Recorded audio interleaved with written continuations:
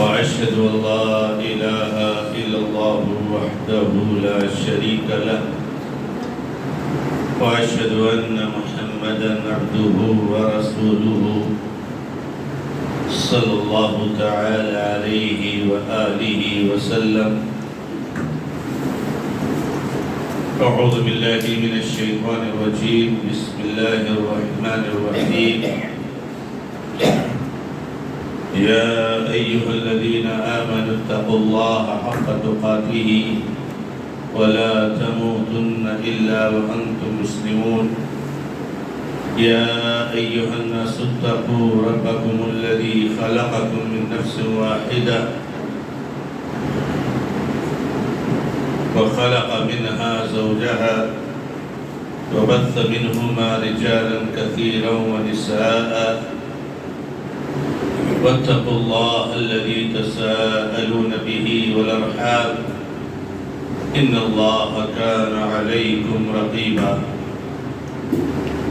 يا أيها الذين آمنوا اتقوا الله وقولوا قولا سديدا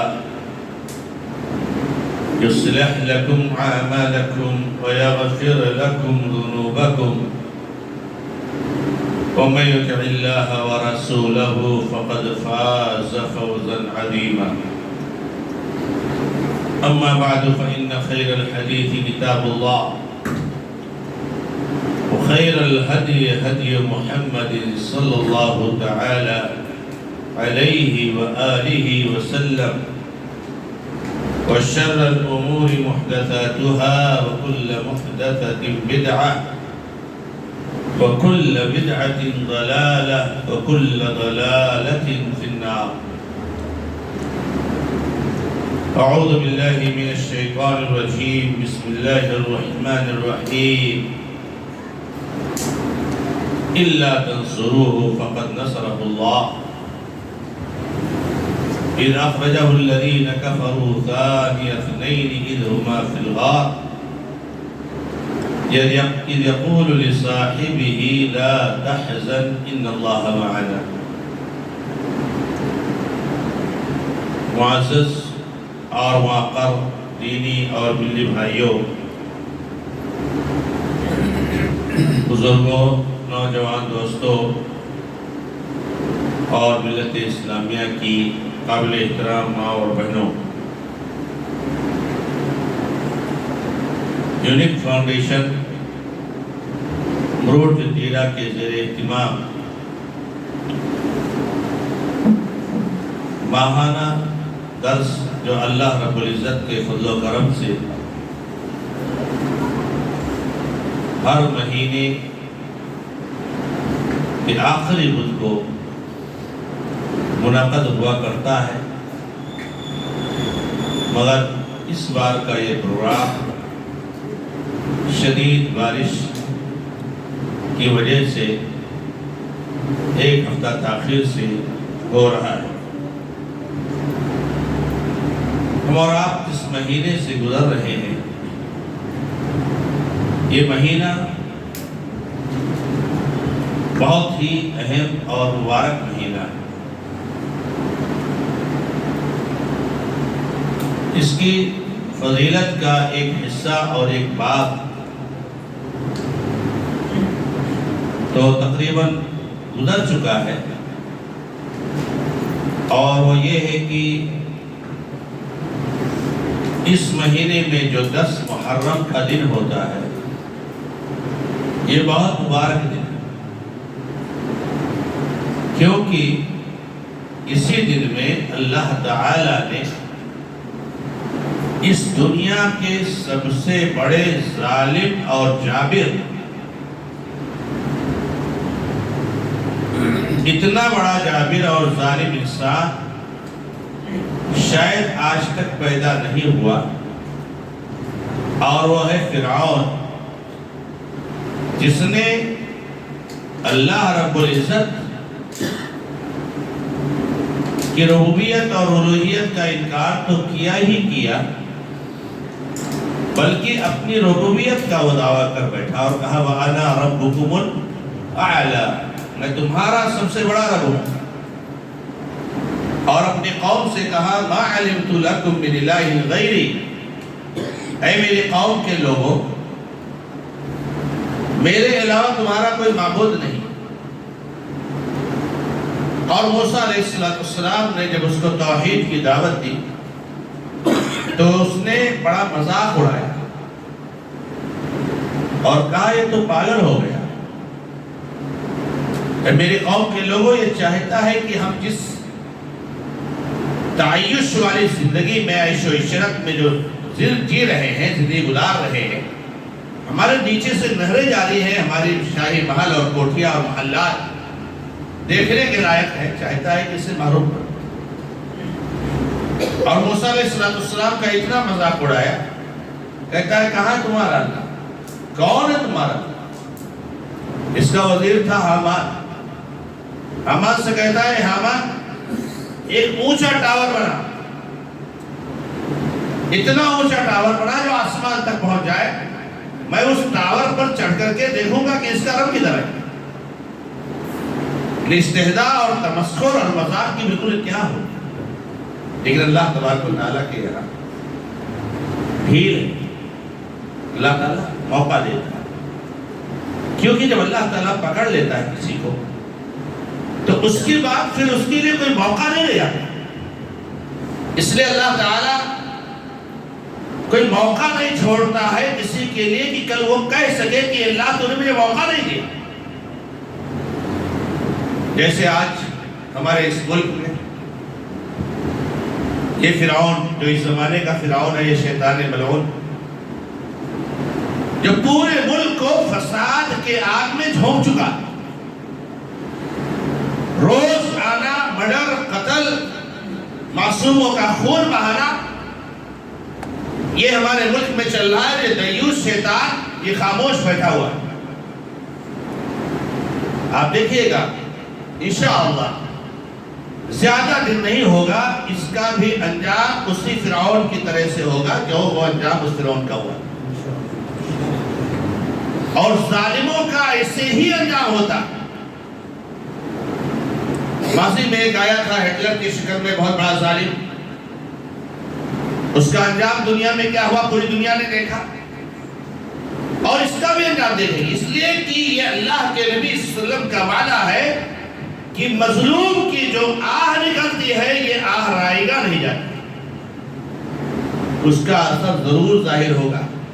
یہ آج جو بچے بلک رہے ہیں، یہ آج جو عورتیں چلا رہی ہیں، کسی کا شوہر روزی روٹی کے لیے ٹرین میں سفر کر رہا ہے، اس کو داغ دیا جاتا ہے، کسی کا کلیجے کا ٹکڑا کہیں کسی مسجد میں امامت کرتا ہے تو اس کو شوٹ کر دیا جاتا ہے، کہیں کسی بچے کو پیٹا جاتا ہے، کہیں کسی عورت کے ساتھ بدکاری کی جاتی ہے۔ یہ جو آہیں نکل رہی ہیں، یہ آہیں ضائع نہیں ہوں گی انشاءاللہ۔ تو وہ ایک فرعون تھا، اس ظالم کو اللہ تعالیٰ نے 10 تاریخ کو محرم کی ہلاک کو برباد کیا تھا۔ اور اس کی زندگی کو اگر آپ دیکھیں تو آپ کو پتا چلے گا کہ جب وہ تھا دنیا میں تو ایسا لگتا تھا کہ یہ کبھی ختم نہیں ہوگا اور اس کو کوئی ہرا نہیں پائے گا، اور جب اللہ نے اس کو پکڑا تو ایسا لگ رہا تھا کہ جیسے اس کے پاس کوئی طاقت ہی نہیں۔ اور اللہ تبارک و تعالیٰ جب پکڑتا ہے تو ہی ہوتا ہے، کہا ان اخذہ علیم الشدید، بہت سخت اور دردناک ہے اس کا پکڑ۔ کتنی آسانی سے برباد ہو گیا، پوری دنیا اس کو دیکھ چکی ہے اور جانتی ہے۔ موسیٰ علیہ السلام کو اس نے پکڑنے کا اور قتل کر دینے کا اہل ایمان کا اس نے آرڈر جاری کیا اپنے ملک میں۔ اللہ کا ایک بندہ آیا اور کہا کہ آپ کے بارے میں قتل کا فیصلہ ہو رہا ہے، آپ جلدی نکل جائیے۔ اللہ کے حکم سے موسیٰ علیہ السلام مصر چھوڑ کر اپنے ساتھی ایمان والوں کو لے کر نکل گئے، اور یہ اپنے فوجیوں اور لشکر کو لے کر کے موسیٰ علیہ السلام کے پیچھے دوڑا۔ قرآن نے نقل کیا ہے، کہتا ہے ان ہؤلاء لشرذمۃ قلیلون وانہم لنا لغائظون، کہتا ہے ہم کو بہت غصہ دے کر جا رہے ہیں، ارے ان کی حیثیت اور ان کی وقات کیا ہے، تھوڑی سی جماعت ہے، ابھی ہم ان کو پکڑ لیں گے، جائیں گے کہاں؟ تھوڑی سی جماعت تھی، موسیٰ علیہ السلام کے چند ساتھی کو ایمان لائے، بھاگ رہے فرعون کے ظلم سے بچنے کے لیے، سامنے دریا آ گیا، سمندر آ گیا۔ اب موسیٰ علیہ السلام کے ساتھی نے جب دریا دیکھا اتنا بڑا سامنے اور پیچھے اتنا بڑا لشکر، آگے دریا پیچھے لشکر، تو انہوں نے کہا اتنا لمت رکھو، اب تو ہم پکڑ گئے، اب ہم نہیں بچ پائے۔ لیکن موسیٰ علیہ السلام کا جو ایمان تھا اور ایک نبی کا ایمان ہوتا ہے، ہم لوگ بھی گھبرا جاتے ہیں، کیا ہوگا؟ کچھ نہیں ہوگا میرے بھائی، آپ ایمان پر مضبوطی سے قائم رہیے اور دیکھتے رہیے، ان العاقبۃ للمتقین، آخری انجام متقیوں کے لیے ہوتا ہے۔ لیکن اللہ تعالیٰ اپنے متقی بندوں کو آزماتا ہے، جھجوڑتا ہے، تاکہ آپ کے بدن سے ایک ایک گناہ ختم ہو جائے، اور جب آپ نے رب سے ملے تو آپ کے اوپر کوئی گناہ نہ ہو، آپ کے مرنے کے بعد آپ کے لیے تکلیف نہیں ہے، اور ان کے مرنے کے بعد ان کے لیے کوئی آرام نہیں۔ تو موسیٰ علیہ السلام کے ساتھیوں نے کہا ہم پکڑ لیں گے۔ موسیٰ نے کیا کہا؟ کھلا ان معی ربی سیہدین، نہیں ایسی بات مت کرو، میرے ساتھ میرا رب ہے، وہ مجھے راستہ بتائے، میں ایمان اور عقیدے والا ہوں، میرے رب نے حکم دیا ہے، اور یہ اللہ کا وعدہ ہے کہ ہم تم کو بچائیں گے اور تم پر ایمان لانے والوں کو بچائیں گے۔ کہا بالکل نہیں، میرا رب مجھے رہنمائی کرے گا، میرا رب مجھے راستہ دکھائے گا اور بتائے گا کہ کیسے مجھے نکلنا ہے، گرچہ آگے دریا ہے اور پیچھے لشکر ہے۔ اللہ تعالیٰ نے موسیٰ علیہ السلام سے کہا موسیٰ دریا کے پانی پر لاٹھی مار، لاٹھی مار دو دریا کے پانی، لاٹھی مار، ایک دم بالکل ہائی وے روڈ بند کر کے تیار، پانی کا ایک حصہ ادھر سمٹ گیا، ایک حصہ ادھر سمٹ گیا، بیچ میں بالکل چوڑا راستہ، اور موسیٰ علیہ السلام کو حکم ہو جائیے، بات کر جائیے۔ موسیٰ علیہ السلام اپنے ساتھیوں کے ساتھ لے کر نکل گئے، اور فرعون نے دیکھا ارے واہ کیا راستہ ہے، اب تو ہم پکڑ لیں۔ بڑے غرور اور تکبر اور گھمنڈ میں اس راستے پر یہ بھی گھس گیا موسیٰ علیہ السلام کو پیچھا کرتے ہوئے۔ اللہ تعالیٰ نے دیکھا کہ جب فرعون راستے میں گھس گیا اور اس کا ایک ایک لشکر، ایک ایک فرد بالکل آ گیا، جب سمندر کے میں بیچ راستے میں آ گیا، اللہ تبارک و تعالیٰ نے پانی کو حکم دیا کہ مل جا، اور پانی مل گیا، خلاص ختم، میٹر کلوز، سب کے سب ڈوب کر مر گئے۔ اور یہ چیخنے چلانے لگا کہ میں اللہ پر ایمان لاتا ہوں جس اللہ پر بنو اسرائیل کے لوگ ایمان لائے۔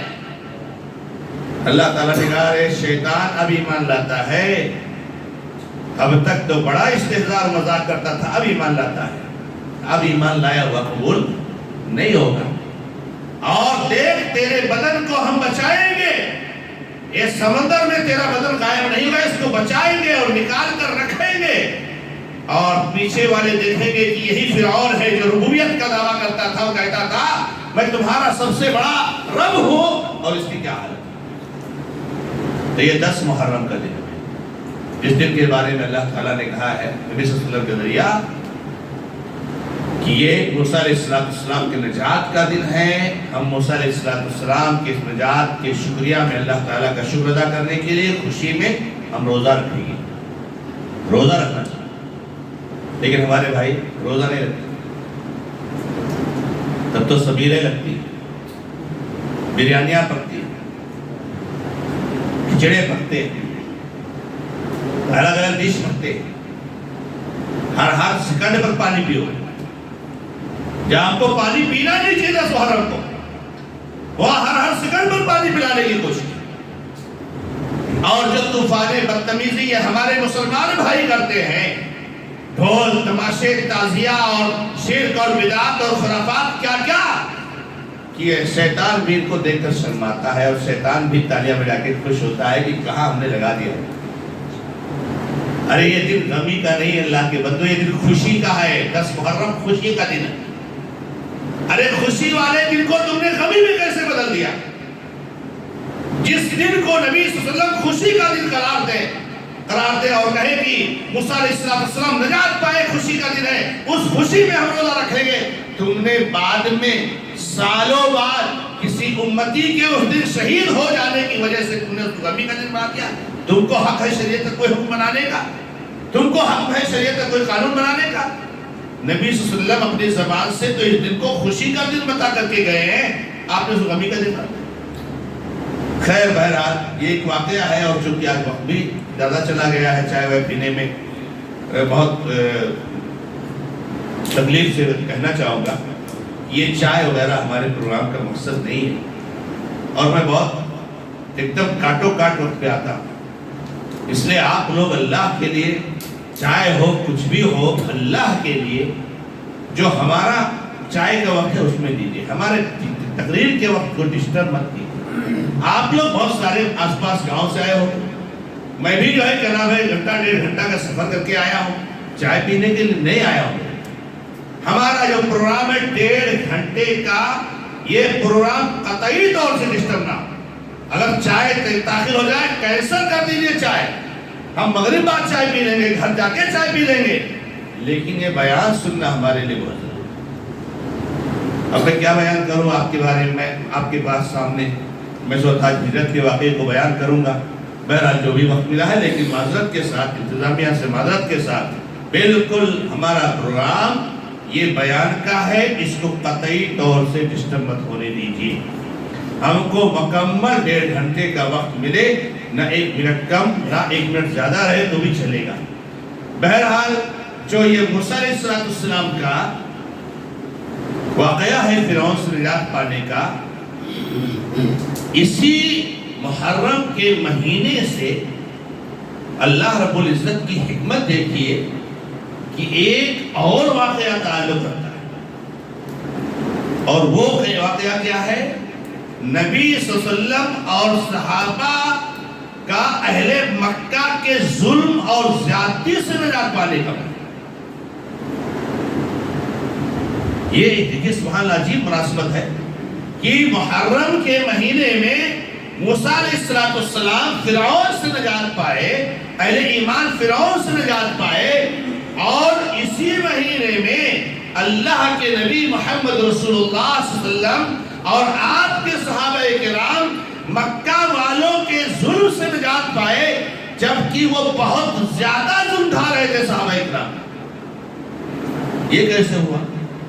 حالانکہ نبی صلی اللہ علیہ وسلم نے ہجرت جو کی ہے ربیع الاول کے مہینے میں، ہجرت کی ہے ربیع الاول کے مہینے میں، لیکن اسلامی سن کا پہلا مہینہ محرم کو قرار دیا گیا، اور محرم کو قرار دیا گیا تو صرف اسی بنیاد پر کہ محرم کے مہینے سے ہجرت کا واقعہ جڑا ہوا۔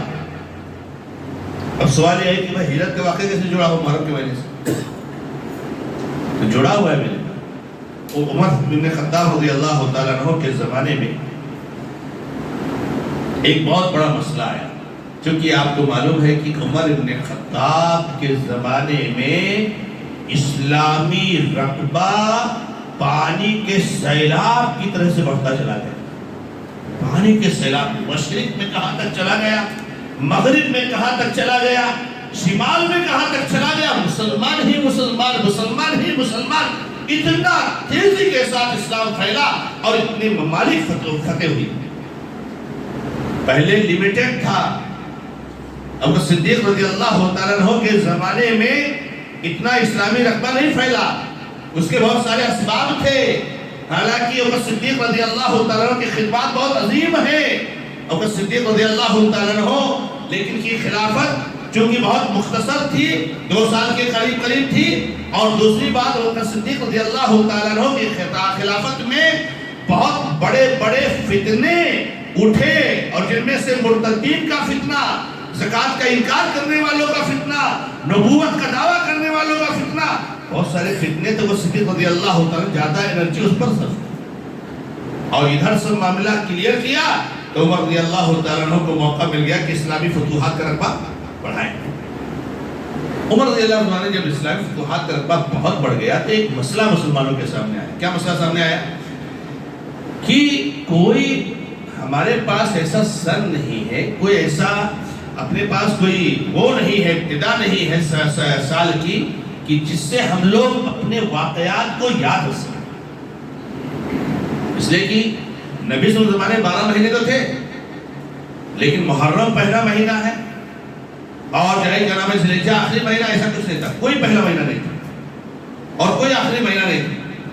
اس لیے ان مہینوں سے کوئی آدمی اپنے کسی واقعے کو یاد نہیں رکھ پاتا تھا. کیونکہ اگر آپ یاد رکھیں کہ بھائی یہ واقعہ ذی الحجہ کے مہینے پیش آیا، تو ذی الحجہ تو ہر سال آتا ہے، کون سے سال کے ذی الحجہ واقعہ پیش آئے گا؟ یہ مسئلہ کھڑا ہو جائے گا. پہلے وقت سن تو تھا نہیں. اس لیے آپ دیکھیں گے کہ بڑے بڑے واقعات کو وہ کسی بڑے واقعے سے جوڑ کر یاد رکھتے ہیں. جیسے اللہ کے نبی علیہ السلام کے بارے میں ہم لوگ پڑھتے ہیں کہ نبی صلی اللہ علیہ وسلم کی ولادت ہاتھی کے سال پیدا ہوئی. ابھی ہاتھی کا سال کیا ہے؟ عام الفیل، ہاتھی والے سال میں نبی صلی اللہ علیہ وسلم پیدا ہوئی. تو ہاتھی والا کون سا سال؟ تو ہاتھی والا سال بھی ایک تیسرے فرعون سے جڑا ہوا ہے. وہ بھی ایک تیسرا فرعون یمن کا تھا، صنعاء کا، ابرہہ، یہ بہت بڑا فرعون. اس کو بھی اللہ تعالیٰ نے ایسے ہلاک کیا کہ اللہ رحم کرے. یہ کون سا فرعون تھا؟ اس فرعون کو بھی ہم جانتے ہیں. یہ فرعون تھا کرسچن تھا، عیسائی تھا. اس نے یمن میں ایک گرجا گھر بنایا. اور گرجا گھر کیوں بنایا؟ وہ دیکھ رہا ہے کہ پوری دنیا کے لوگ خانہ کعبہ کی طرف بھاگ رہے، مکہ کی طرف بھاگ رہے، مشرق سے، مغرب سے، شمال سے، جنوب سے، پیدل، سوار، اونٹ، گاڑی، گھوڑا، جو ملتا ہے لوگ بھاگتے چلے جا رہے ہیں. سال آخر یہ کون سا گھر ہے؟ اس کی تاثیر کیا ہے کہ اتنا زیادہ لوگ بھاگ رہے ہیں؟ اس نے کہا نہیں، اب میں ایک گھر بناؤں گا اور ساری دنیا کے لوگ ادھر آئے. تو اس نے ایک گرجا گھر بنایا اور ساری دنیا کے لوگوں کو کہا کہ آپ لوگ ادھر آؤ، یہاں طواف کرو، یہاں عبادت کرو، یہاں یہ کرو. کون جاتا ہے ادھر؟ کوئی نہیں جاتا. تو اس نے ایک سال کچھ موقع یاد انتظار کیا، کوئی نہیں آنے والا. تو اس کو بڑا غصہ آیا. تو شیطان اس کے دل میں کیا دماغ بات ڈالی، وہ جو مکہ میں جو گھر ہے نا اس کو تو گرا دے گا تو لوگ ادھر آئیں گے. جب تک وہ ہے تب تک لوگ نہیں آئیں گے. اب اس کا پلان بن گیا اس کو گرانے کا، خانہ کعبہ کو ہی گرانے. خانہ کعبہ کو گرانے کے پلان سے اس نے بہت بڑا لشکر تیار کیا اور اس میں بہت زیادہ تعداد ہاتھیوں کی تھی. کس کی تھی؟ ہاتھیوں کی تعداد.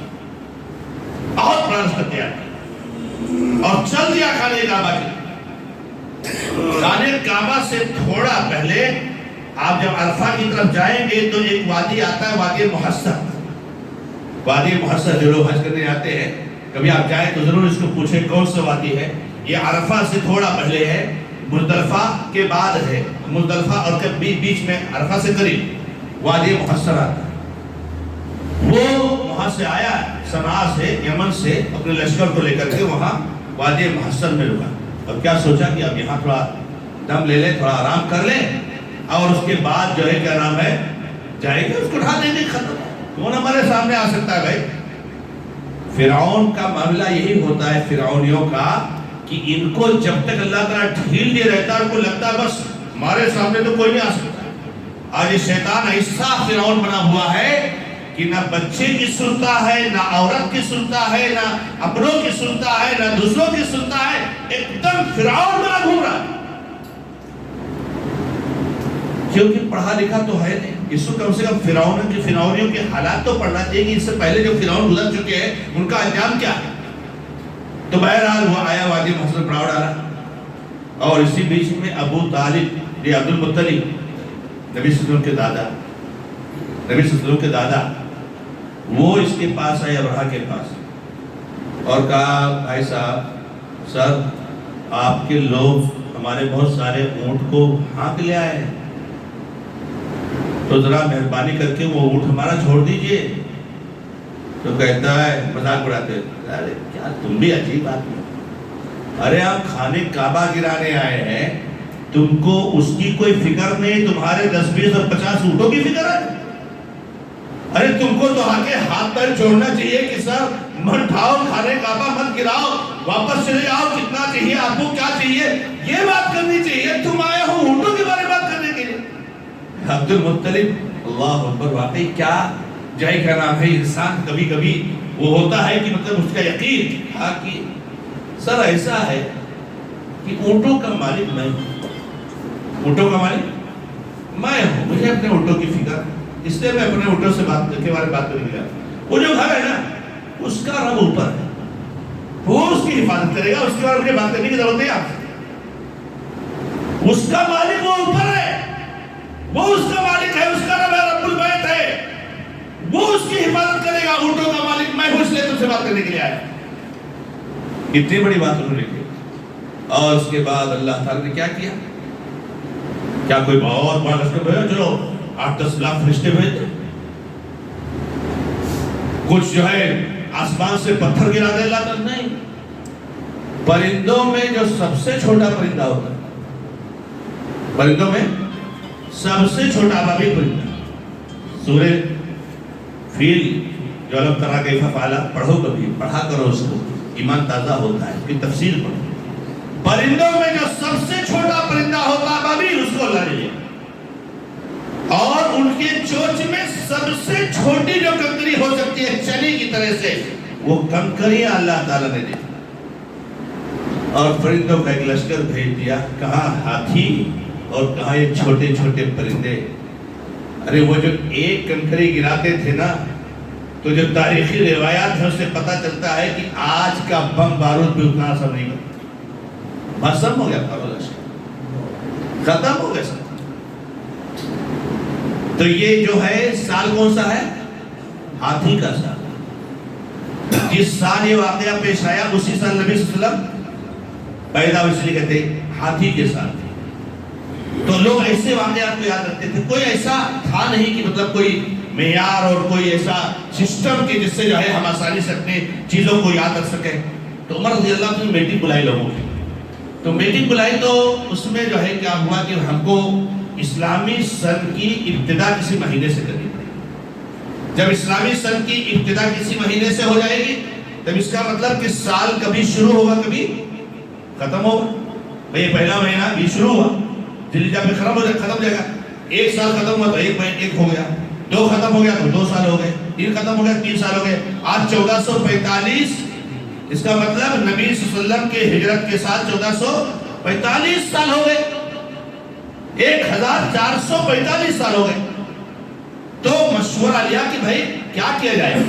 تو کسی نے کہا بھائی فتح مکہ کا جو واقعہ ہے بہت عظیم واقعہ ہے، اس کو لیا جائے، اس سے اسلامی سن کی ابتدا ہو۔ فتح مکہ کس مہینے میں ہوا؟ رمضان کے مہینے۔ کسی نے کہا نہیں، نبی صلی اللہ علیہ وسلم کی جو پیدائش ہوئی ہے جس مہینے میں، وہ بہت مبارک مہینہ ہے، اس کو لیا جائے۔ کسی نے کچھ مختلف رائے ہیں، لیکن بعد میں سب کا اتفاق ہوا کہ نہیں، ہجرت کا جو واقعہ ہے نا، اس واقعے کو اسلامی سن کے آغاز کی بنیاد بنائی، کیونکہ ہجرت کا جو واقعہ ہے، یہ واقعہ اپنے اندر بہت سارے پیغامات کو چھپائے ہوئے ہیں اور بہت عظیم واقعہ ہے۔ ہجرت تو ہوا ضرور ربیع الاول کے مہینے میں، مگر اس ہجرت کی ترتیب اور پلاننگ محرم کے مہینے سے شروع ہوئی، تو کہ اس کی شروعات کس مہینے میں ہوئی؟ محرم کے، اس لیے محرم کے مہینے کو اسلامی سن کا پہلا مہینہ قرار دیا۔ اللہ کے نبی علیہ السلام مکہ میں تھے، دن بدن ظلم اور زیادتی کا اضافہ ہوتا جاتا، بہت تکلیفیں دی۔ میرے بھائیوں، مکہ میں جو صحابہ کرام کو تکلیفیں دی گئی، وہ تکلیفیں ہم نے بھی سنی بھی نہیں ہے آج کے وقت، دیکھنا تو دور کی بات، ایسی تکلیف دی جاتی۔ سمیہ رضی اللہ تعالیٰ عنہ کے خاندان کے واقعہ آپ کے سامنے ہے۔ خود سمیہ رضی اللہ تعالیٰ عنہ کی شہادت، لیکن جتنی تکلیف دی جاتی تھی اور جتنا پلان کیا جاتا تھا اسلام کے خلاف اتنا ہی تیزی سے اسلام پھیل رہا تھا. حج کا موسم آتا تھا تو ان کی ایک میٹنگ ہوتی تھی. طے ہوتا تھا کہ بھائی ہر قبیلے سے کچھ نمائندے منتخب کیے جائیں جو خانہ کعبہ یعنی مکہ کے چاروں طرف جانے والے جتنے راستے ہیں ہر راستے پر بیٹھ جائیں گے اور جیسے ہی کوئی قافلہ آئے گا اس سے مل کر کے اس کا ذہن محمد رسول اللہ صلی اللہ علیہ وسلم کے تعلق سے خراب کر دیں گے، غلط فہمی پیدا کر دیں گے تاکہ کوئی آدمی نبی صلی اللہ علیہ وسلم کے قریب ہی نہ آئے. کیونکہ حج اسلام کے پھیلانے کا سب سے بڑا ذریعہ تھا. بھائی پوری دنیا سے لوگ آتے تھے اور اس کا الٹا اثر ہوتا تھا کہ یہ آتے تھے، کوئی قافلہ آیا، بھائی صاحب آئے آپ کا حج مبارک ہو، آپ کا عمرہ مبارک ہو، بڑی خوشی کی بات ہے، یہ ویلکم موسٹ ویلکم، اہلا وسہلا، خوش آمدید، آئیے آپ مکہ آپ کے لیے، ہم آپ کے لیے ہیں. لیکن ایک چیز ہے، یہ مکہ میں ایک آدمی ہے. اچھا انہوں نے اس آدمی کا نام نہیں سنا ہوا، جانتے بھی نہیں. مکہ میں ایک آدمی اس کا نام محمد ہے، تو بہت بڑا جادوگر ہے، اس کے قریب میں جاتا، اس کی بات مت سنو. اب وہ سنتے تھے تو تجسس سے پڑ جاتے تھے کہ آدمی ہے کون، اسے ملنا چاہیے. ہمارا پرچار وہ خود کرتے ہیں. سبحان اللہ. یعنی نبی صلی اللہ علیہ وسلم کہاں پہنچتے، صحابہ کہاں پہنچتے، یہ ہر موڑ پر ہر راستے پر بیٹھ کر کے مسلمانوں کی بات نبی صلی اللہ علیہ وسلم پہنچا دیتے. اب ہر آدمی تجسس پڑ جاتے، اسلام پھیلتے چلے جاتا. ایک دن ان کا بہت بڑا جنرل باڈی کا میٹنگ اور ہر قبیلے کو کمپلسری کیا گیا کہ سب کو آنا ہے اور میٹنگ، بس اب اس اسلام کے معاملے کو ختم ہی کرنا ہے. جیسے کہ ہمارے ہاں ہمارے بہت سارے بھائیوں نے یہ سارا کام کیے ہیں ان لوگوں کے تعلق سے جو اہل حق ہیں، کتاب و سنت والے ہیں. کیا نہیں چھوڑا انہوں نے، کیا نہیں چھوڑا انہوں نے. اور اہل حق کے ساتھ ایسے ہی ہوتا ہے، وہ چاہے اہل شرک ہو، اہل بدعت ہو، اہل بدعت اہل سنت کے خلاف، اہل شرک اہل توحید کے خلاف، اہل حق اہل باطل کے خلاف، چاہے اہل باطل اہل حق کے خلاف. اس طریقے سے ان کا لگا ہے، وہاں سے چلا آ رہا ہے. تو بہرحال بہت بڑا ان کی مجلس ہوئی، میٹنگ ہوئی. کہاں پر؟ دار الندوہ میں. کہاں پر میٹنگ ہوئی؟ دار الندوہ، مکہ کی سب سے بڑی میٹنگ ہال. اور اس کی صدارت کس کو سونپی گئی؟ کس کو سونپی گئی؟ ابو جہل کو، اس کو صدارت ملی. اور اس میٹنگ میں ابلیس شیطان ایک بہت بڑے بزرگ آدمی کی شکل میں اس میٹنگ میں شریک ہوا. میٹنگ کا ایجنڈا کیا ہے بھائی؟ اسلام کو کیسے دنیا سے ختم کیا جائے، اس پر سب لوگوں کو رائے دینا ہے. اور آج ایک فیصلہ لے کر کے ہم کو اٹھنا ہے اور اس دین کا کام تمام کر دینا ہے، ختم کر دینا. بہت سارے مشورے آئے. کسی صاحب نے رائے دیا کہ اس کو کسی کمرے میں باندھ کر کے بند کر دیا جائے. کس کو؟ محمد صلی اللہ علیہ وسلم. کسی کی رسائی بھی نہ ہو. کسی نے کہا اس کو شہر بدل کر دیا جائے، نکال دیا جائے. یہ سب رائے آ رہی تھی، لیکن یہ جو ابلیس تھا جو انسانی شکل میں آیا تھا تو وہ پھٹ سے ہر رائے نہیں یہ مناسب نہیں ہے. اگر آپ کہیں شہر بدل کر دو گے تب تو اور لوگ کی ہمدردی اس کو حاصل ہو جائے.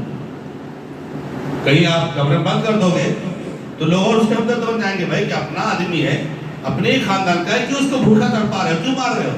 بہت سے لوگ کھڑے ہوئے، بہت ساری رائے. تو ایک آدمی نے رائے دی، وہ رائے کیا دی؟ نہیں، اس آدمی کو قتل کر دیا جائے، ختم کر دیا. یہ مار دیا گیا کہ معاملہ ختم. اور یہ رائے آنی ہی تھی کہ فٹ سے ابلیس نے ہاں یہ جو رائے نا یہ سب سچ ہے، نہ رہے بانس نہ بنے بانسری، اس کو ختم کر دو، اس کی گردن مار. اب گردن مارے تو کیسے مارے؟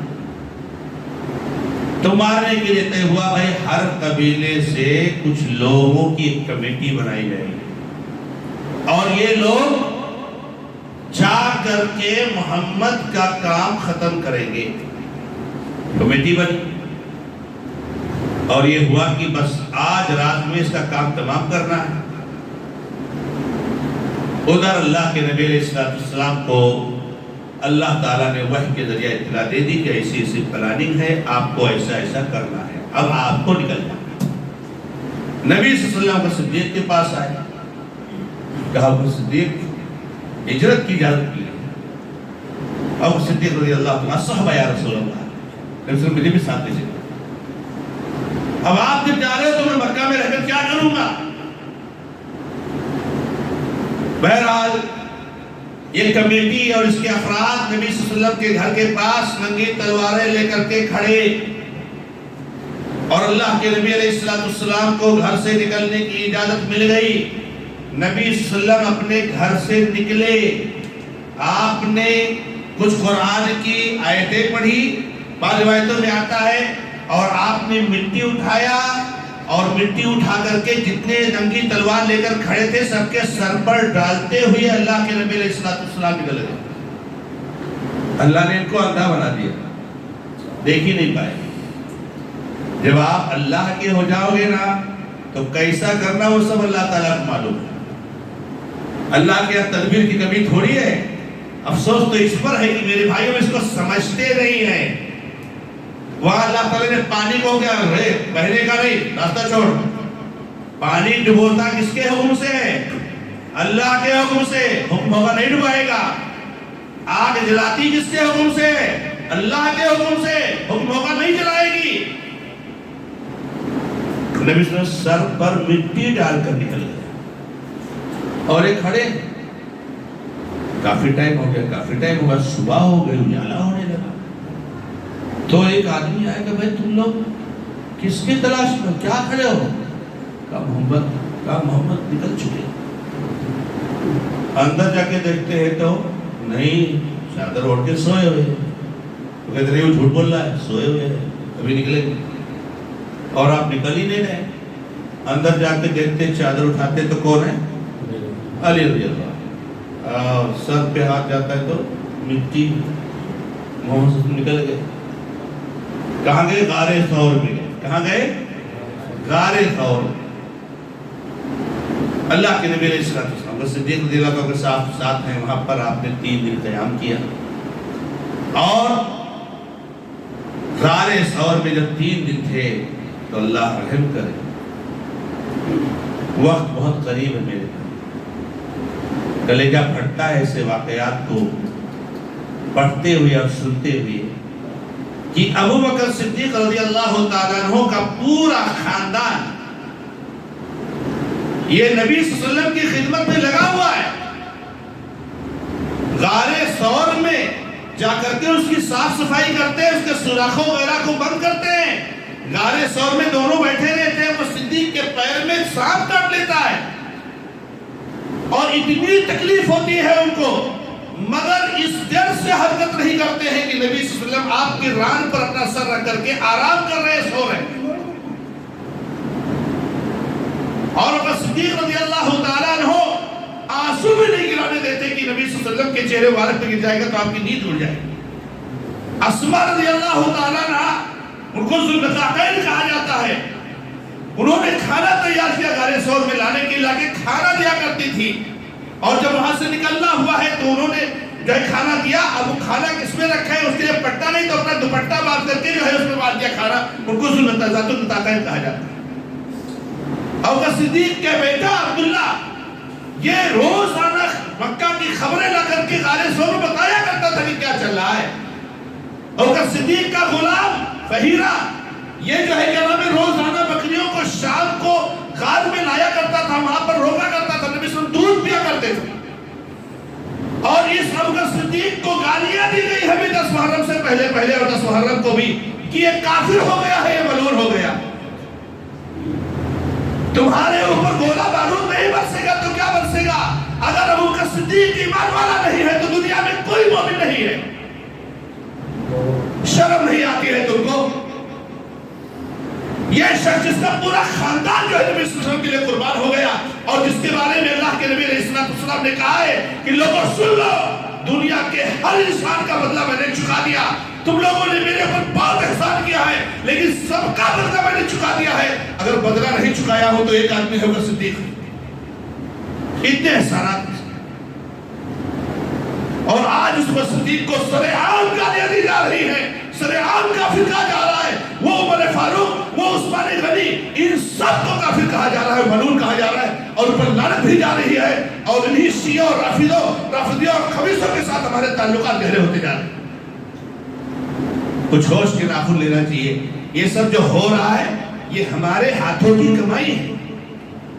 اگر صدیق کو اگر گالی دیتا ہوئے ہم سن لیں تو ہمیں تڑپ اٹھنا چاہیے میرے بھائیوں, ہمارا کلیجہ پھٹ جانا چاہیے کہ کس کو گالی دے گا. 3 دن غار ثور میں قیام کرتے ہیں اور پھر وہاں سے نکلتے ہیں. اللہ کے نبی علیہ السلام راستے کے لیے سواری ابوبکر صدیق رضی اللہ تعالیٰ عنہ سالوں سے تیار کر رہے ہیں. اٹھنی کھلا کر مضبوط کیا تھا کہ نبی صلی اللہ علیہ وسلم ہجرت کریں گے تو کام آئے. اور اللہ کے نبی علیہ السلام ادھر نبی صلی اللہ علیہ وسلم نکل گئے. پورا مکے میں اعلان ہوتا ہے, 100 اونٹ کا اعلان ہوتا ہے. بہت سارے لوگ نبی صلی اللہ علیہ وسلم کے پیچھے ہوتے ہیں. ایک لمبا واقعہ ہے, مطلب اس کی طرف نہیں جانا چاہتا. پھر اللہ کے نبی علیہ السلام سفر کرتے کرتے آپ صلی اللہ علیہ وسلم مدینہ پہنچتے ہیں. اور مدینہ جب پہنچتے ہیں تو مدینہ کے لوگ بہت خوش ہوتے ہیں, اور وہاں پر اللہ کے نبی علیہ السلام سب سے پہلے مسجد نبی بناتے ہیں. پھر جو ہے ماتمون کے حجرے بناتے ہیں. اس سے پہلے آپ نے مسجد قباء میں مسجد بنائی, اور پھر اللہ کے نبی علیہ السلام وہاں اسلامی حکومت کی بنیاد ڈالتے ہیں. یہ جو واقعہ ہجرت ہے میرے بھائیوں, یہ واقعہ اسی کو لے کر صحابہ کرام نے اسلامی سن کے آغاز کا نقطہ اور پوائنٹ قرار دیا ہے. محرم سے اس کی پلاننگ شروع ہو گئی تھی, اس لیے صحابہ نے محرم کو اسلامی سن کا پہلا سن قرار دیا. یہ جو ہجرت کا واقعہ ہے اس میں ہمارے لیے وہ پیغام ہے. کوئی بھی واقعہ ہو میرے بھائیوں, واقعہ پڑھ لینا کمال نہیں ہے, بلکہ اس واقعے سے کیا ہونا چاہیے, عبرت حاصل کرنا چاہیے, نصیحت حاصل. ہم کو کیسا رہنا چاہیے, ہم کو کیا کرنا چاہیے اس واقعے کے تعلق سے. آپ سب سے پہلے دیکھیں گے کہ اس ہجرت کے واقعے سے ہم کو ایک بہت بڑا درس یہ ملتا ہے کہ کسی بھی کام کے لیے ہمارے پاس پلاننگ ہونی چاہیے. کیا ہونی چاہیے, پلاننگ ہونی چاہیے. ایسے نہیں اٹھن کچھ جاؤ, ترتیب بناؤ. ہجرت کے لیے 2 اونٹنی ابوبکر صدیق رضی اللہ تعالیٰ بہت پہلے سے تیار کر رہے ہیں, کھلا کر موٹا تازہ کر. عبداللہ بن اریقط مکہ کا ایک کافر تھا, مگر ذرا قابل اعتماد تھا. اس کو راستوں کے بارے میں بہت معلومات تھی. اس آدمی کو نبی صلی اللہ علیہ وسلم نے پیسہ دے کر کے طے کر لیا تھا پہلے ہی کہ جب ہم نکلیں گے تو ہمارے راستے کی رہنمائی تم کرو گے, راستہ بتاؤ گے. نبی صلی اللہ علیہ وسلم تو مدینہ کبھی گئے نہیں, آپ کو تو راستہ معلوم نہیں, اور اس وقت تو پہاڑ اور یہ ساری چیزیں تھی, وادیاں, راستہ تو کہیں تھا نہیں. تو کہاں سے جانا ہے, کدھر سے آ رہے. صحرا میں اگر آدمی کو معلوم نہ ہو پہاڑی علاقے میں تو جانا جائے گا کہیں تو چلا جائے گا, کہیں اور پیچھے چلا جائے گا. آپ کو جانا ہے شمال میں یا مشرق میں جانا ہے, اگر آپ کو راستہ نہیں معلوم ہے تو آپ پتہ چلا مغرب میں پہنچ گئے, پتہ نہیں چلتا کدھر گھوم رہے ہیں, کہاں جا رہے ہیں. عبداللہ بن اریقط کو باقاعدہ طے کیا ہجرت پر, اور اس نے نبی صلی اللہ علیہ وسلم کو مدینہ تک پہنچایا. اور پھر دیکھیے اللہ کے نبی علیہ السلام کی پلاننگ کی 3 دن غار ثور میں قیام کیا نبی صلی اللہ علیہ وسلم نے. اور یہ پلاننگ ایک مسلمان کے لیے بہت ضروری ہے. ہمارے یہاں پلاننگ نہیں. ابھی ہم نے ایک واقعہ دیکھا, آج کل چل رہا تھا یکساں سول کوڈ کا مسئلہ چل رہا ہے. بہت خطرناک چیز ہے, بہت خطرناک چیز. لیکن ہم لوگ سب خواب خرگوش میں مست ہیں. بڑی بڑی کمیٹیاں اور جماعتیں جو لوگوں کی حفاظت کی ذمہ دار ہیں, لوگوں کی بروقت رہنمائی کی ذمہ دار ہیں. اس یکساں سول کوڈ کے بارے میں لا کمیشن نے رائے طلب کی ہے کہ ملک کے باشندے اس کے بارے میں کیا رائے دینا چاہتے ہیں. سمجھ میں آ رہا؟ تو رائے طلب کی ہے ہم کو اس میں بڑھ چڑھ کر کے حصہ لینا چاہیے۔ اس رائے کی آخری تاریخ کیا تھی؟ 14 جولائی۔ کتنی تھی؟ 14 یا 15 یا 13۔ اس کے بعد اس میں ایکسٹینشن کیا گیا اور پھر اس کو 28 جولائی تک کیا گیا۔ میں نے دیکھا ہے کہ اللہ رحم کرے، ملک میں سرکولیٹ ہو رہا ہے آل انڈیا مسلم پرسنل لا بورڈ، جمعیت علماء ہند، تو مرد جمعیت اہل حدیث، تو فلا فلا فلا، سب لوگوں سے اپیل کر رہے ہیں، لیکن ہم اور آپ مت سوئے ہوئے ہیں۔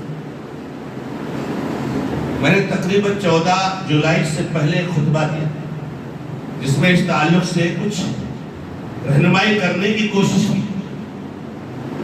لیکن میں یہ دیکھ رہا ہوں کہ لوگ اس پر خاموش، جماعتیں خاموش۔ بعض بڑی مساجد میں میں نے دیکھا کہ ایکسا سول کوڈ کے بارے میں آپ کو رائے دینی ہے، اس کا اعلان ہو رہا ہے اور اپیل ہو رہی ہے کس تاریخ کو؟ 28 تاریخ۔ 28 تاریخ کو جمعہ اور آخری تاریخ، یعنی اتنی زیادہ ہم سو رہے ہیں کہ آج آخری تاریخ ہے تو آپ جمعہ سے اعلان کر رہے ہو کہ ہم لوگوں کو سب کو رائے دینی چاہیے۔ یہ ہمارا کام کیا ہے؟ اور وہ بھی یہ تو اللہ کا شکر ہے کہ ایکسٹینشن ہوا، بڑھایا گیا ہوا۔ اگر 14 اور 13 جولائی کو ہی ختم کر دیا تھا تو میٹر ختم تھا۔ ہمارے پاس یہ بھی پلاننگ نہیں کہ لوگوں سے کہہ سکے کہ اپیل کر سکے پر رائے دیجئے۔ ایسے اللہ تعالیٰ فرشتوں کو بھیج کر کے ایسے اللہ تعالیٰ آپ کی مدد نہیں کرے گا۔ ایسے حالات آئے تو بیدار ہوئیے، ورنہ اللہ تبارک و تعالیٰ نبی صلی اللہ علیہ وسلم کو اٹھاتا اپنے نبی صلی اللہ علیہ وسلم کے گھر سے اور مدینہ میں جا کر کے چھوڑ دیتا ہے۔ کیا ضرورت تھی غار ثور میں 3 دن تک جا کے مرنے کی، ابو صدیق کو سانپ کٹوانے کی؟ یہ ادھر پریشان ادھر پریشان، یہاں بھوکے وہاں پیاسے، کیا ضرورت تھی؟ جبریل کو بیٹا جبریل جا محمد صلی اللہ علیہ وسلم کو اٹھاؤ۔ اسراء معراج ہوا تھا، اسراء معراج تو ہوا تھا نا، ایک واقعہ ہو چکا تھا، اللہ تعالیٰ نے آسمان پہ بلا لیا، جبریل جا اٹھاؤ ان کو لا کے مدینہ رکھ دو۔ نہیں، ایسے نہیں ملتا ہے، آپ کو قربانیاں دینی پڑی۔ جب نبی صلی اللہ علیہ وسلم کو اللہ تعالیٰ نے نہیں چھوڑا قربانی دینے سے کہ نہیں، آپ کو بھی قربانی دینی پڑی، آپ کو بھی صبر کرنا پڑے گا اللہ کے راستے کے لیے، تو ہم اور آپ کو قربانی نہیں دینی پڑے گی۔ جب قانون بن جائے گا اس سے سن، ارے یہ کیا ہو گیا، ایسا کیوں ہو گیا، تو بڑا ظلم ہے، کہاں تھے جب بن رہا تھا؟ آپ جو کر سکتے ہو تو کرو، آپ جتنی ہاتھ پاؤں مار سکتے ہو تو مارو، وہ بھی نہیں مارتے۔ اور معاف کرنا خاص طور سے ہمارے اس علاقے میں ان چیزوں کے تعلق سے اور ستوئی معاف کرنا میرے کوکن میں کہاں انڈیا میں کیا کیا ہو رہا ہے، یہاں کے لوگ مست ہیں، اپنے ادھر کچھ نہیں نا، بس کرنا آرام سے آئے گا دیکھا جائے گا۔ ارے کچھ 17-18 گاؤں کی کمیٹیاں بنی ہوئی ہے، 17-18 گاؤں کمیٹیوں کی میٹنگ ہو رہی ہے 26 اور 27 جولائی کو کہ ایکسا سول کوڈ کے تعلق سے کیا کیا جائے۔ 26 اور 27 تاریخ کو میٹنگ ہوتی ہے تو 28 تاریخ کو اعلان کیا جاتا ہے۔ کھانا پوری ہم کر رہے ہیں میرے بھائیوں، یاد رکھو بہت بڑی ذمہ داری ہے، پلاننگ، پہلے سے اس کے لیے ترتیب بنانا، پہلے سے اس کے لیے سوچنا، ورنہ اللہ تبارک و تعالیٰ ایسے ہی جو ہے دیکھیں نبی صلی اللہ علیہ وسلم کسے ساتھ لے جانا، کون جائے گا ساتھ؟ بکر صدیق۔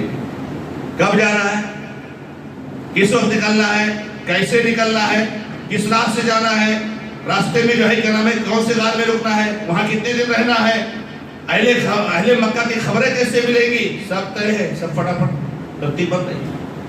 اسی طریقے سے میرے بھائیوں اس کے فوائد میں سے فائدہ یہ ہے کہ وسائل اور ذرائع کا اختیار کرنا بہت ضروری ہے، وسائل اور ذرائع کا اختیار کرنا بہت ضروری ہے۔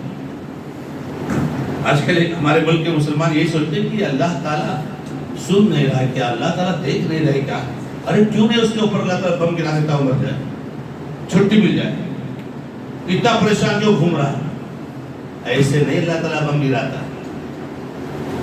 وسائل اور ذرائع اختیار کیجیے میرے بھائیوں.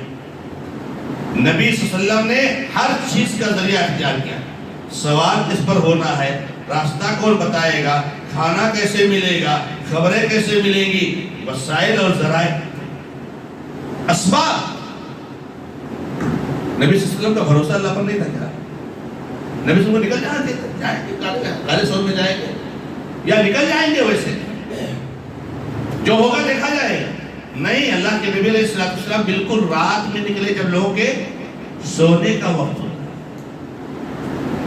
اچھا سنیے، نکل کر ڈائٹ مدینہ کے لیے نہیں نکلے.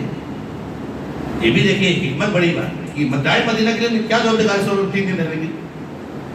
آپ صلی اللہ علیہ وسلم وہاں سے نکلے اور مکہ سے باہر تقریباً یہ جو غار ہے وہاں آپ سب چھپ گئے. کیوں چھپے؟ اس لیے کہ ابھی جب خبر اڑے گی نا تو چاروں طرف آدمی دوڑ جائیں گے. کیا ہو جائے گا؟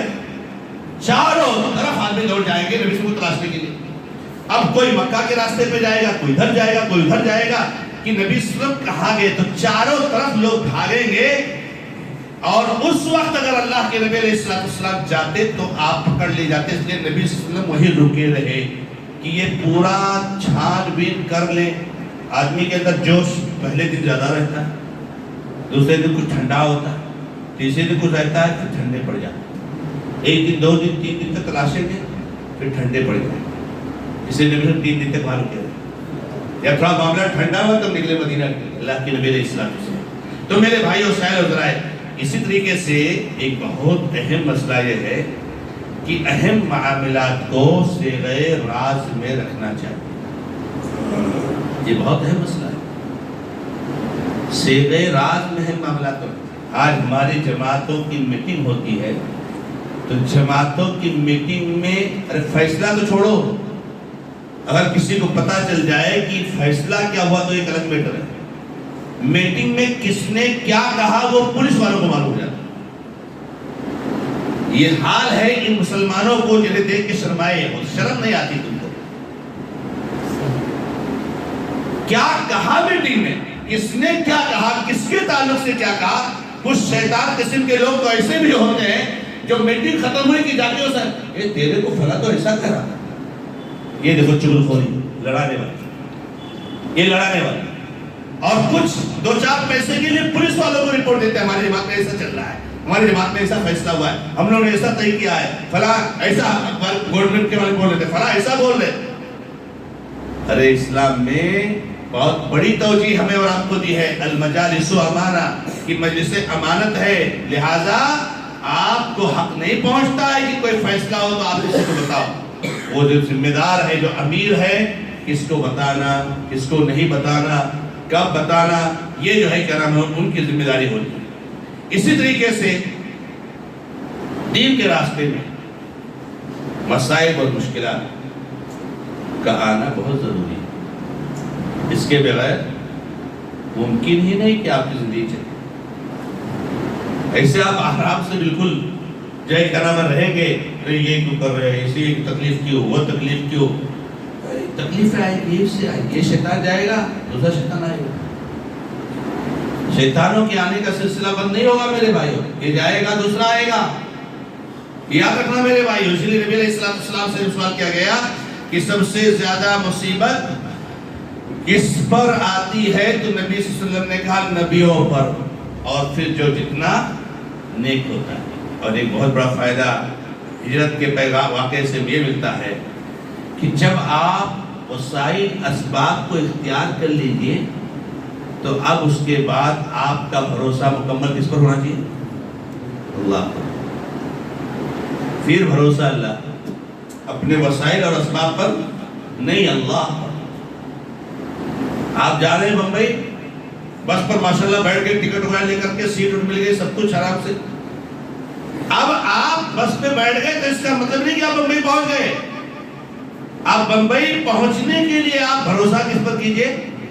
اللہ چاہے گا تو پہنچے. اس لیے بہت سارے لوگ بس پر بیٹھتے ہیں لیکن بمبئی نہیں پہنچ پاتے. ابھی ہمارے بھائی کے ساتھ جو حادثہ ہوا جو ٹرین میں، اس کیا کہیں گے دیوس اور حیوان قسم کے جو ہے کیا نام ہے حکومت کے اہلکار نے، جو پولیس نے، CRPF کے جو ہے شیطان نے جو داغا ہے. ہمارا بھائی بیچارہ پہلی بار آ رہا تھا روزی روٹی کے لیے کہ چلے بمبئی میں کچھ ہے کیا نام ہے روزی روٹی کا ذریعہ ڈھونڈتے ہیں. اس کو کہاں معلوم تھا کہ ممبئی نہیں پہنچ پاؤں. تو وسائل اسباب کو اللہ تعالیٰ اس واقعے میں ہلاک ہونے والے ہر مسلمان پر رحم فرمائے. ان کے لیے دعا کرنی چاہیے، اللہ ان کی مغفرت فرمائے، ان کی قبر کو اللہ تعالیٰ نور سے بھر دے، اور اللہ تبارک و تعالیٰ کے اہل خانہ کو، گھر والوں کو صبر جمیل کرنے کی توفیق عطا فرمائے.